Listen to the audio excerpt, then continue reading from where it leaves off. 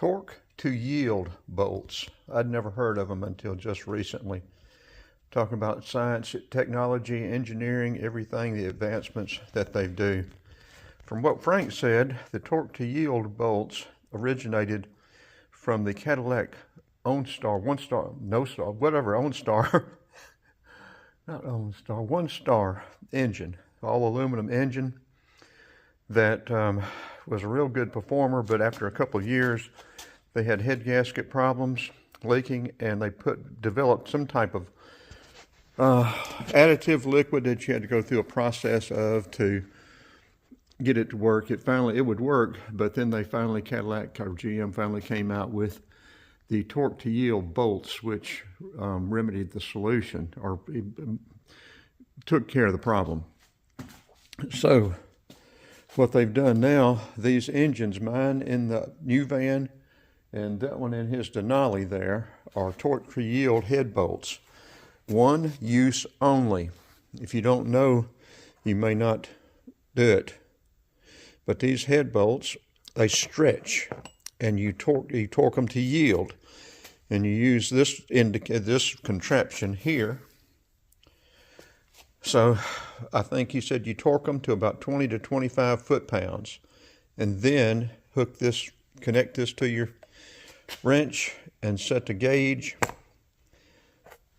and then you torque it to 90 and then 70, or you turn the bolt head another 90 degrees. Do this in sequence, follow the torque sequence all the way around the head, and then go back and do it another 70 degrees, and that has these bolts torqued to their specific, and they have stretched to where they're supposed to stretch. And that is why they are one use only. They still look fine, and you can usually identify them. I think you can't hardly tell about the head, but the body shank, I don't know if you can see it or not. I can see a little bit of difference. There's a little bit of taper as it goes down. And that is it will indicate and tell you that it is a torque to yield bolt. Other than that, I don't know how you would identify them. Also, I don't know that I'll video this, but he's got a bad valve stem in his tractor. He's going to replace this and do that with the tractor tire. I'm going to try to get out and get some video today.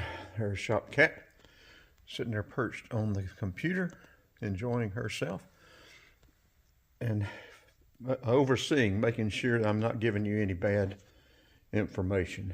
She's good at that. She'll meow and yowl if she detects incorrect information being processed.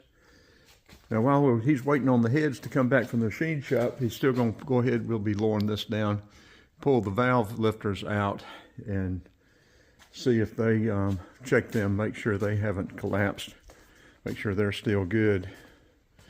And his El Camino, he's been working on the power brake booster, getting the correct length on his shaft. I'm not sure how he's come out yet. That one's got, you can see a little crook in it. I don't know if he's planning on using that one or whether he's getting another one ready. But after he gets the truck squared away, then he will step back in, get back on the El Camino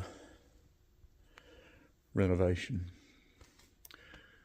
And I've got to get the heater blower motor fixed on the 2019.